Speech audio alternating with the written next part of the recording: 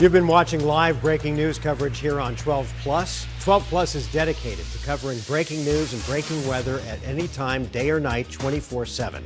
Make sure to watch our live newscasts, and again, when breaking news happens, turn to 12 Plus. Thanks for watching.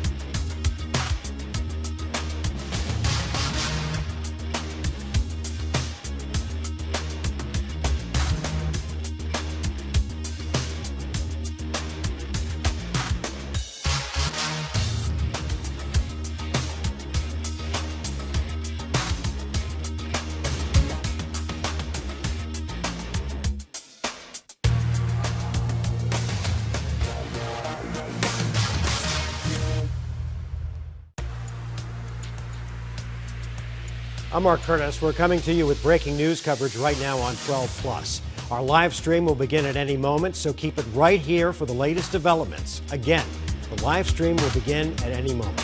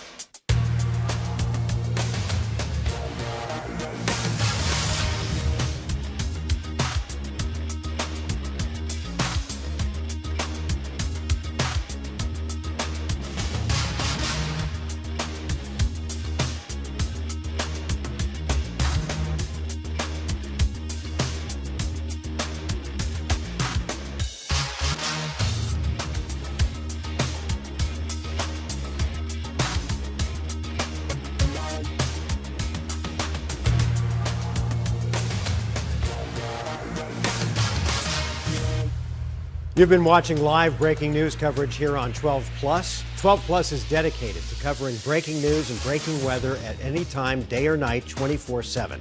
Make sure to watch our live newscasts, and again, when breaking news happens, turn to 12 Plus. Thanks for watching.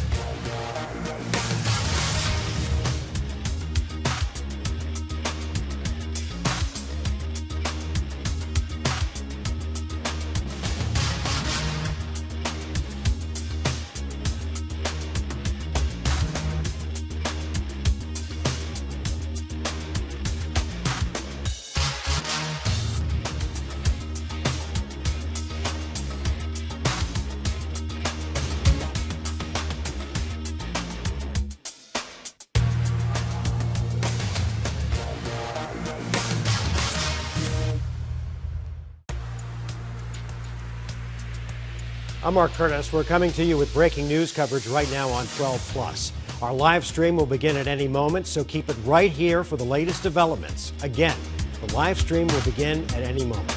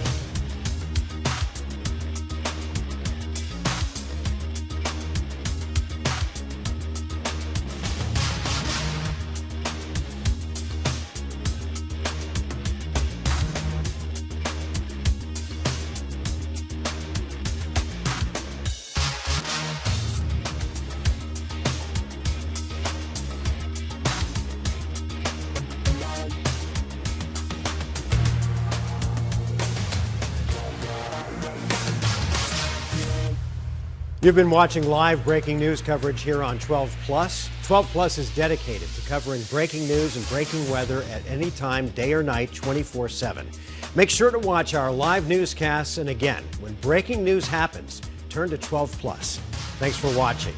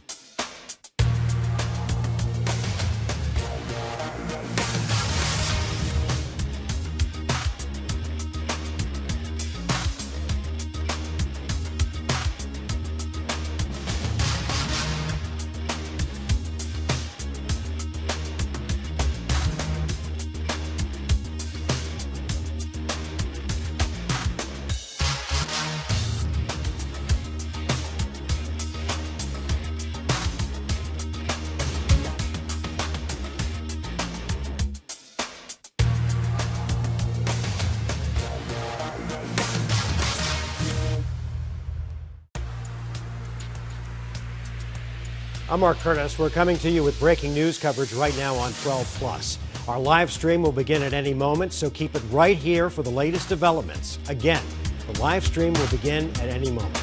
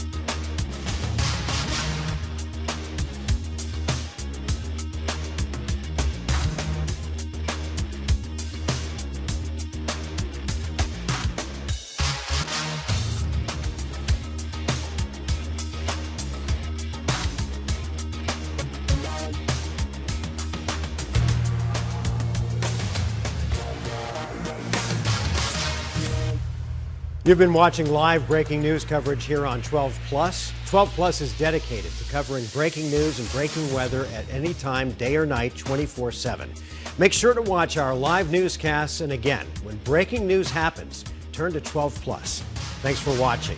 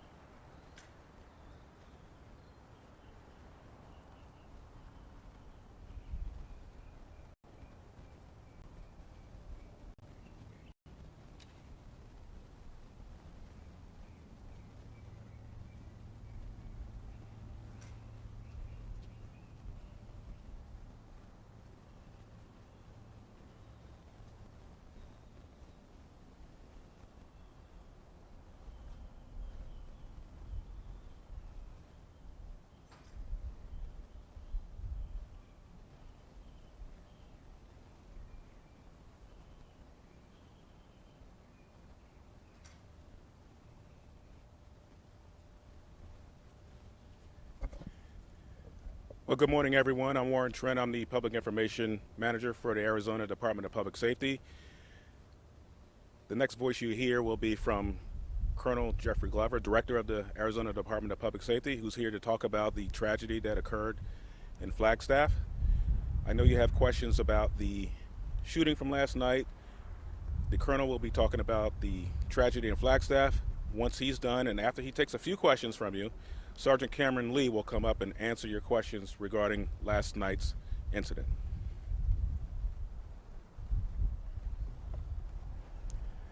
Good morning, and thank you for being here. We're gathered today under deeply difficult circumstances. On Wednesday, February the 4th at 10:17 p.m., the Department of Public Safety Aviation Unit suffered the tragic loss of Trooper Paramedic Hunter R. Bennett and Aviation Supervisor Pilot Robert B. Skanke. This was in our Bell 407 helicopter, Ranger 56, out of Western Air Rescue in Kingman, which was responding to an active shooter at the request of Flagstaff Police Department. The cause of the helicopter crash remains under active investigation by the NTSB. Multiple agencies, including DPS, Major Incident Division, the FAA, and NTSB, are working to determine exactly what occurred. At this stage, it would be inappropriate and irresponsible to speculate. We are fully cooperating with investigators and committed to transparency as verified information becomes available. And what we can say with certainty is that the safety is always and will be our highest priority. The Ranger involved in this incident was last inspected on January 29th of 2026.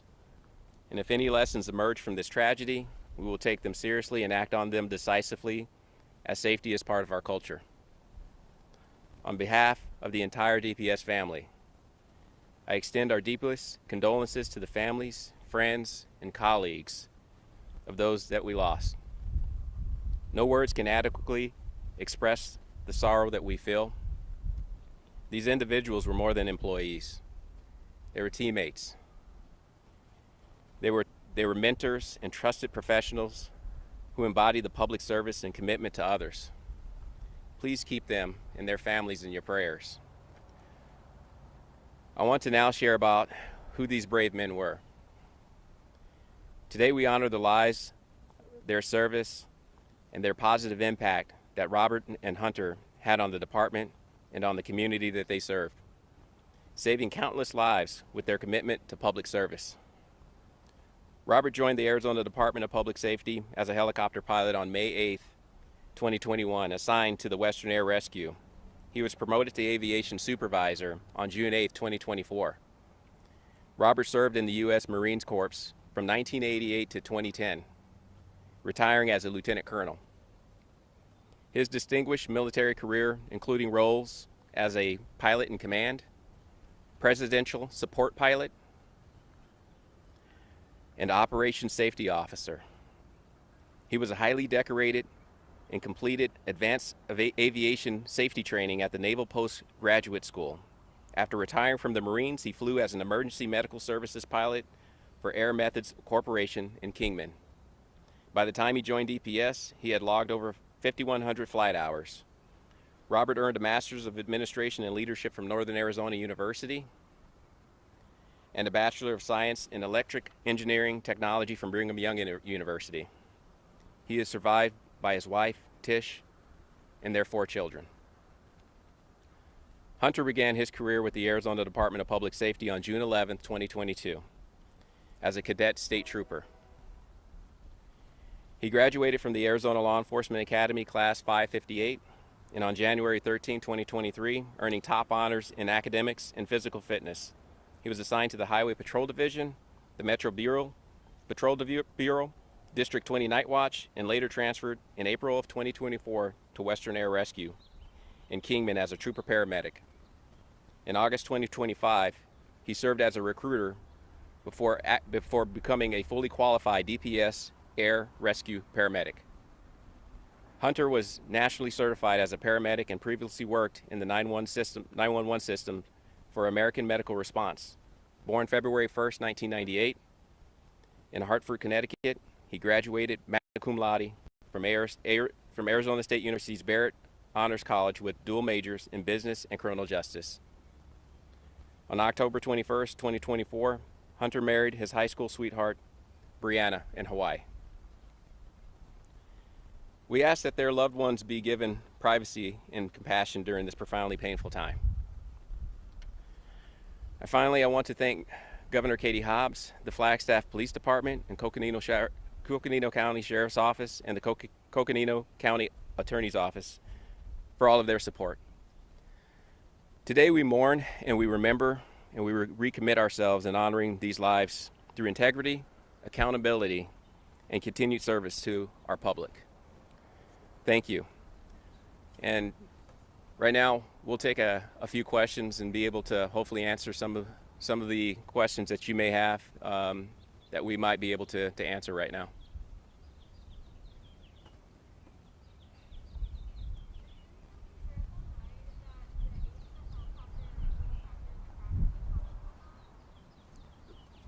The question is about the age of the helicopter.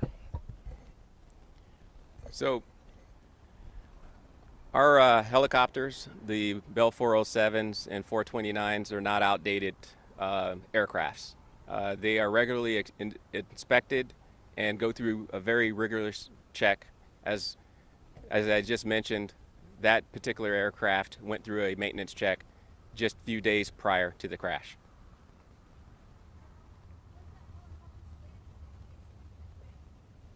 Question is, was the helicopter slated for replacement and when? I don't have an answer to that question in terms of being slated for replacement. The aircrafts that we have, fully functional, like I said, rigorous checks that they go through, and they were functioning just fine.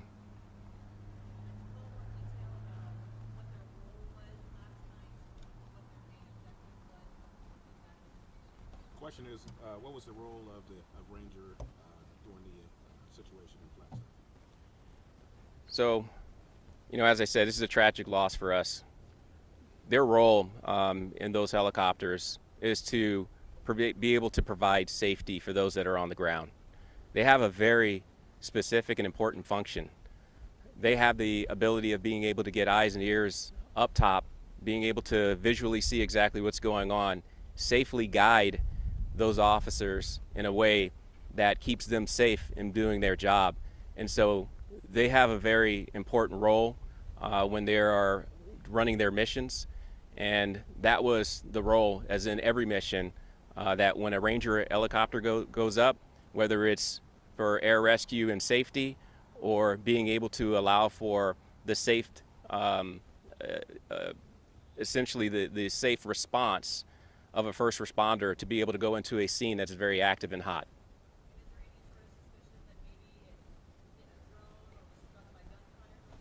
Questions surrounding if it was struck by drone or other matter. So again, we don't want to speculate. It would be just really irresponsible for us to speculate at this time. We have to allow for NTSB to conduct their investigation to figure out exactly what has occurred. We have time for one more question. What's the timeline of when that helicopter was called and when it got up to how long it was up? Question about timeline for the call. So I don't have the exact timeline, but I can give you sort of a rough breakdown. Is that they were called after about 9 p.m. to respond from the Kingman area over into Flagstaff. Shortly arriving probably around after 10 o'clock prior to it going down around 10-20 hours.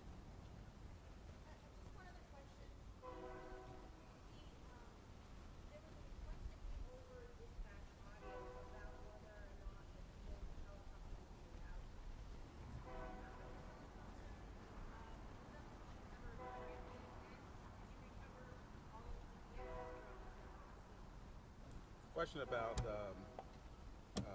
gunfire again, and if we recovered the drones, and this will be his final statement. Just to address the question, there's no gunfire that was coming from the DPS helicopter.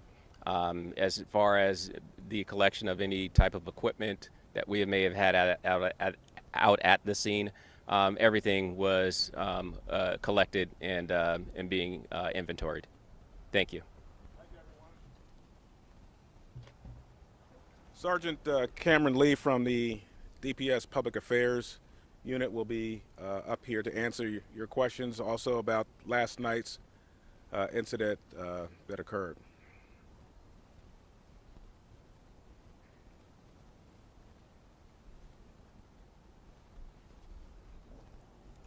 I'm Sergeant Cameron Lee. I'm the Public Information Supervisor for the Arizona Department of Public Safety.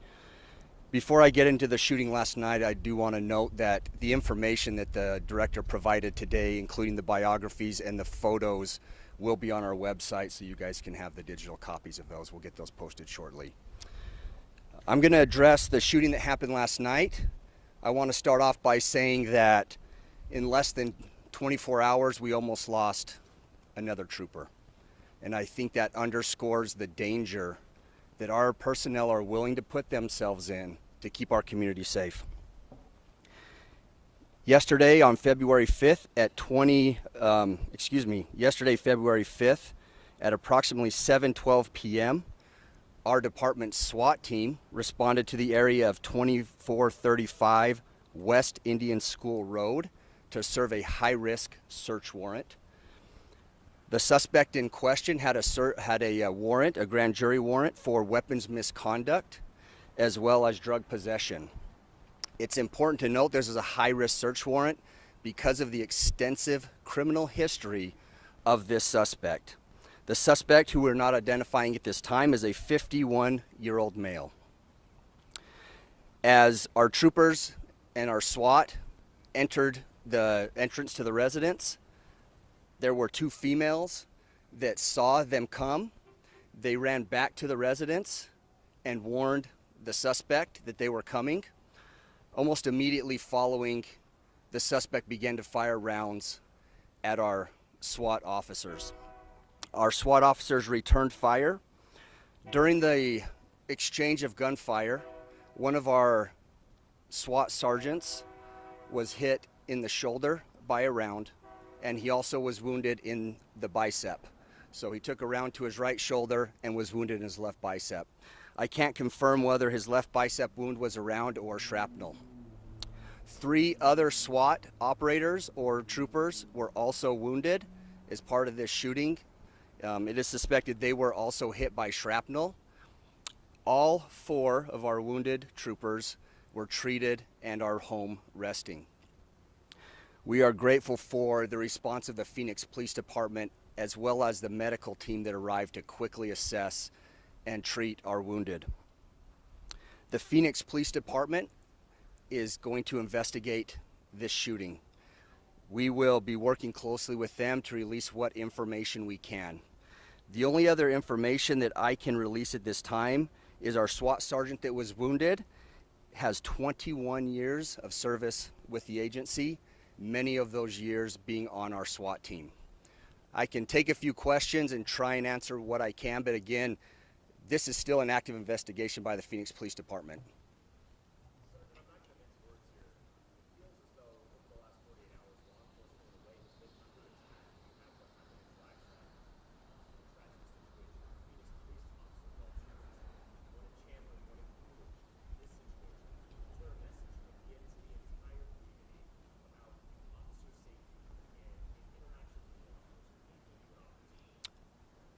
I would go back to what I said at the beginning, that the men and women of law enforcement are willing, they stand ready, they signed up to protect the public over themselves. They're willing to put themselves in those situations. We have seen quite a few officer-involved shootings around the state. With that, I will say that part of our responsibility is dealing with that very small percentage of the public who wish to do harm or have malicious intent. And that is who we work with and deal with most of the time.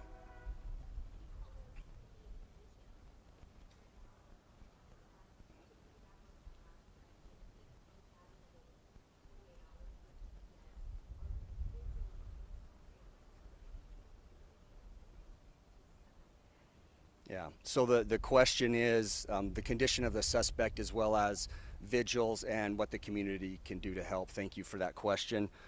I don't know about the vigils. We will share what we can when it comes to fundraisers and things like that. We are very lucky to have a lot of support in this state, especially when it comes from groups like the 100 Club, who hopefully you're familiar with, and the public just, and we're so grateful for them. They're just ready and willing to stand up and support us. The condition of the suspect, he was also transported to the hospital, My understanding is he had some non-life-threatening injuries. At this time, I currently do not know his status.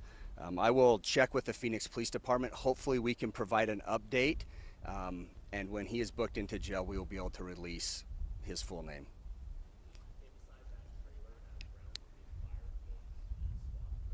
Yeah, I don't want to jump ahead of the investigation, but my understanding is yes.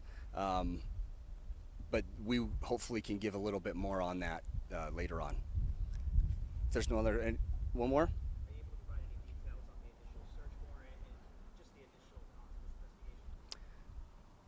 So the question is some initial details or a background on the warrant itself. I can give you just a real brief, and I don't want to get too much into it because it was an investigation by our gang task force, and they are the ones that were able to find out that this suspect was violating several felony laws.